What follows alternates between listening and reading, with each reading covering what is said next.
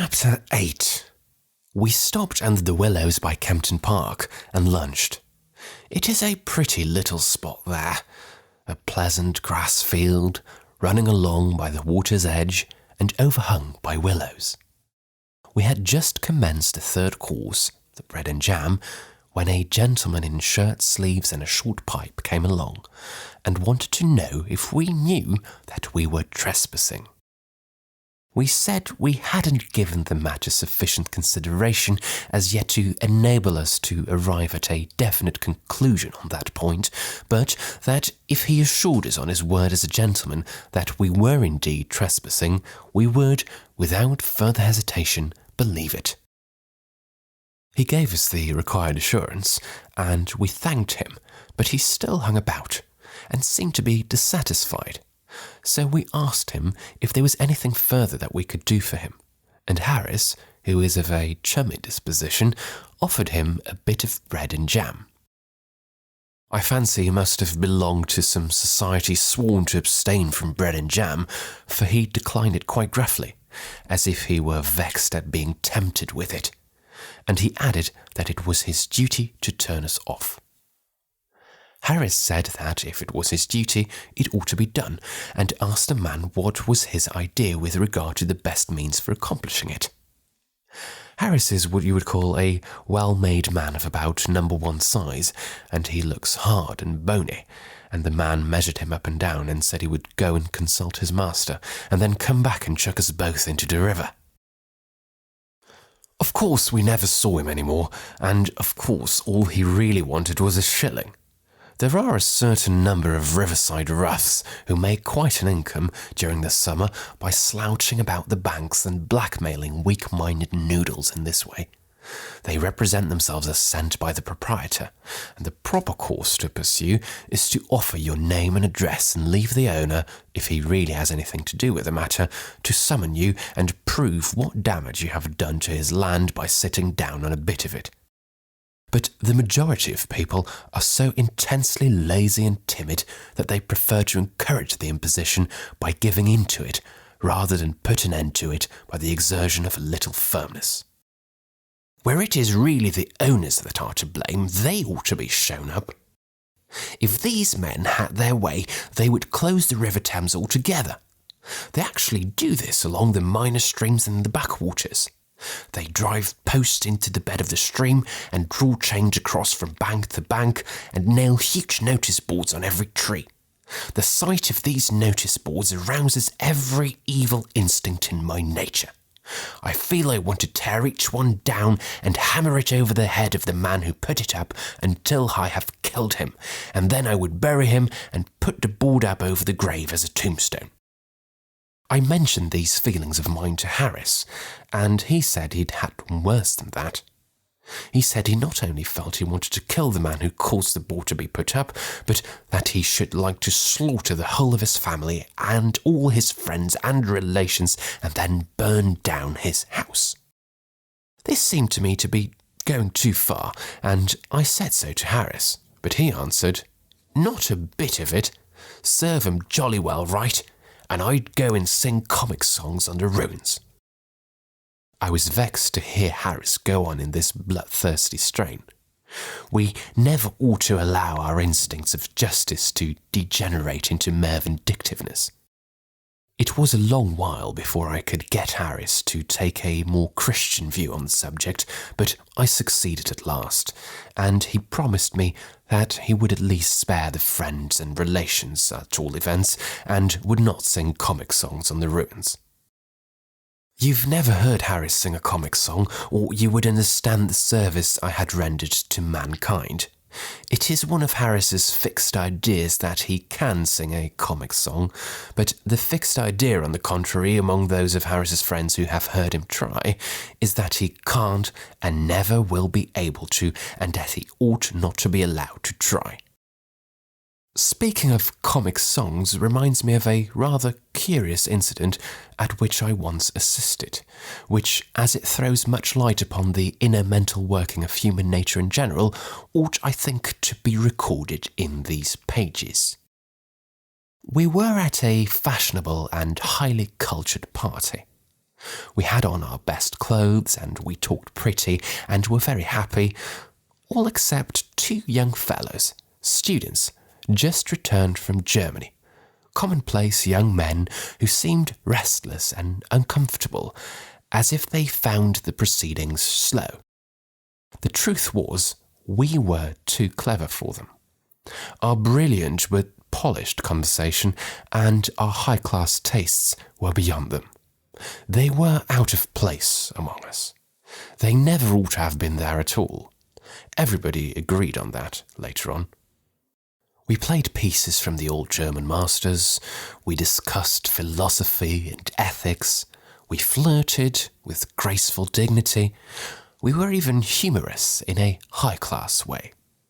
Somebody recited a French poem after supper, and we said it was beautiful, and then a lady sang a sentimental ballad in Spanish, and it even made one or two of us weep. It was so pathetic. And then these two young men got up and asked us if we had ever heard Herr Slossenboschen, who'd just arrived and was then down in the supper room, sing his great German comic song. None of us had heard it that we could remember.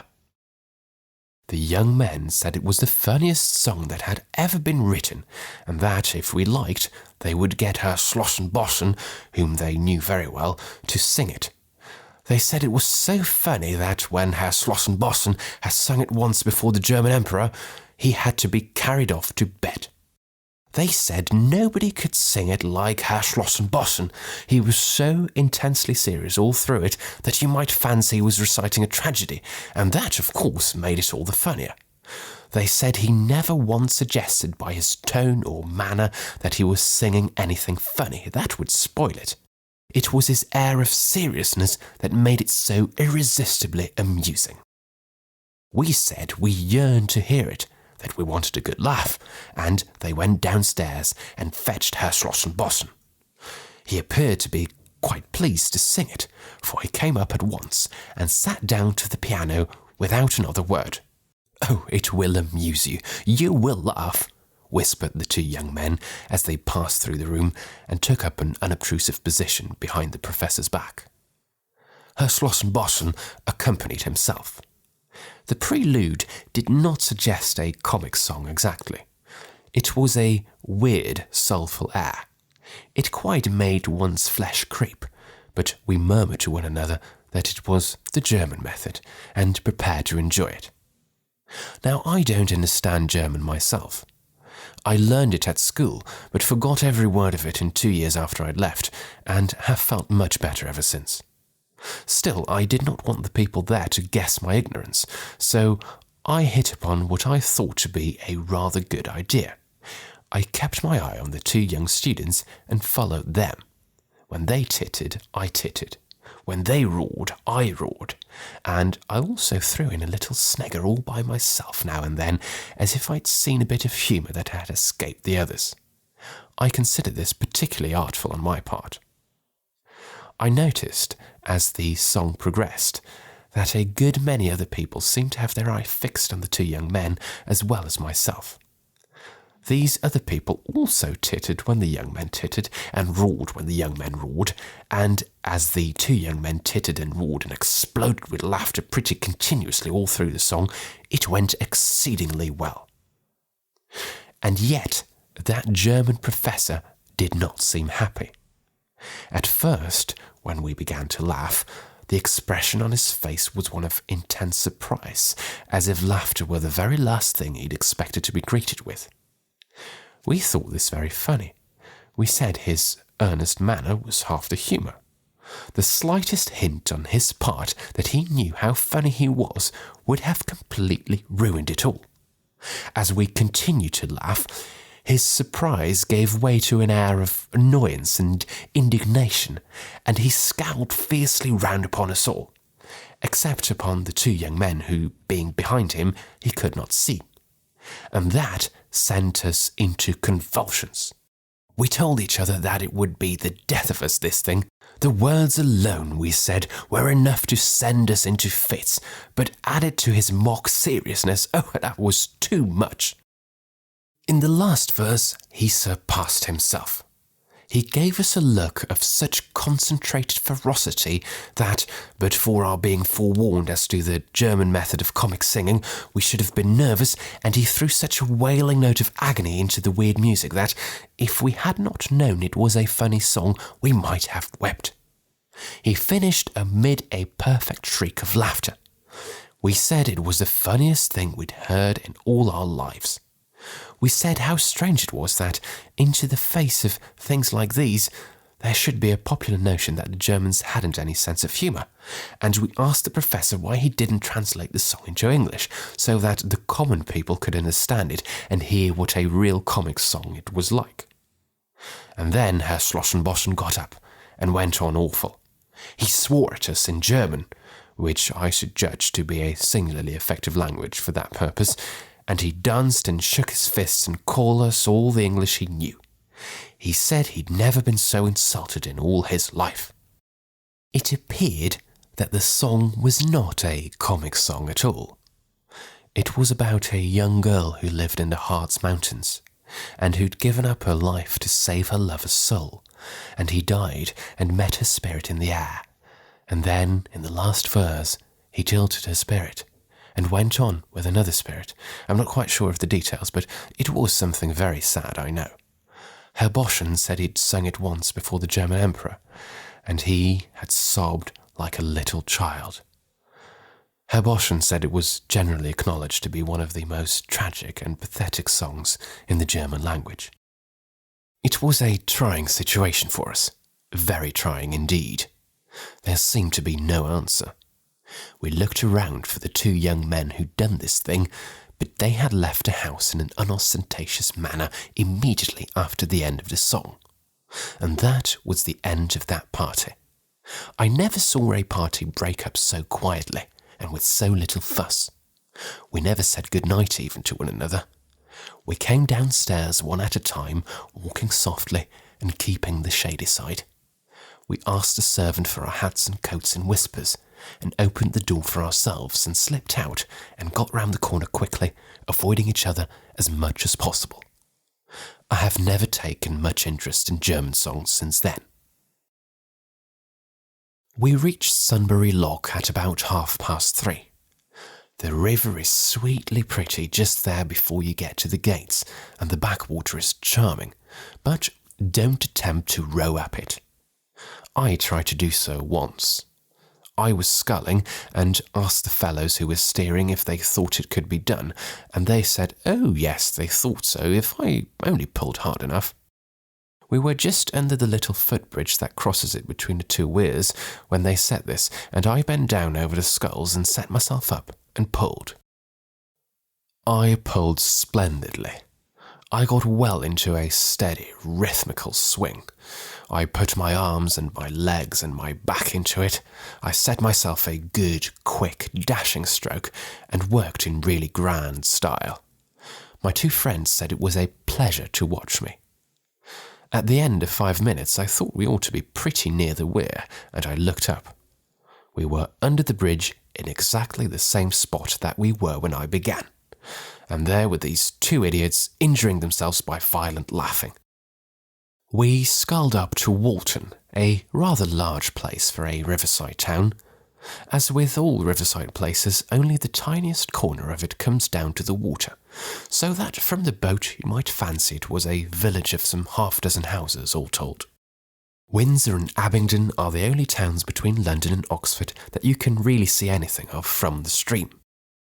All the others hide round corners and merely peep at the river down one street. My thanks to them for being so considerate, and leaving the river banks to woods and fields and waterworks. Even Reading, though it does do its best to spoil and sully and make hideous as much of the river as it can reach, is good-natured enough to keep its ugly face a good deal out of sight. Caesar, of course, had a little place at Walton, a camp or something of that sort. Caesar was a regular upriver man.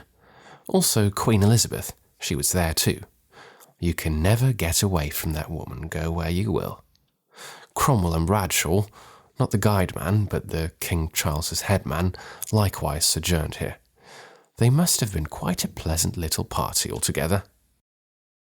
You pass Oatlands Park on the right bank here of Walton. It is a famous old place. Henry VIII stole it from someone and lived in it. There is a grotto in the park which you can see for a fee, and which is supposed to be very wonderful, but I cannot see much in it myself. The late Duchess of York, who lived at Oatlands, was very fond of dogs and kept an immense number. She had a special graveyard made in which to bury them when they died, and there they lie, about 50 of them, and a tombstone over each.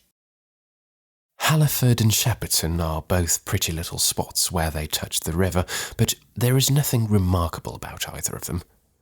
There is a tomb in Shepperton churchyard, however, with a poem on it, and I was nervous lest Harris should want to get out and fool round it. I saw him fix a longing eye on the landing stage as we drew near it, so I managed to jerk his cap into the water, and in the excitement of recovering that and his indignation at my clumsiness, he forgot all about his beloved graves. At Weybridge, the Wey, the Bourne and the Basingstoke Canal all enter the River Thames together. The lock is just opposite the town, and the first thing that we saw when we came in view of it was George's blazer on one of the lock gates, closer inspection showing that George was inside it. Montmorency set up a furious barking. I shrieked, and Harris roared. George waved his hat and yelled back. The lock-keeper rushed out with a drag, under the impression that somebody had fallen into the lock, and appeared annoyed at finding that no one had. George had rather a curious oilskin-covered parcel in his hand. It was round and flat at one end, with a long, straight handle sticking out of it. "What's that?" said Harris. "A frying pan?" "No," said George, with a strange and wild look glittering in his eyes. "They're all the rage this season. Everybody's got them at the river. It's a banjo." "I never knew you played the banjo," cried Harris and I in one breath. "Not exactly," replied George, "but it's very easy, they tell me, and I've got the instruction book."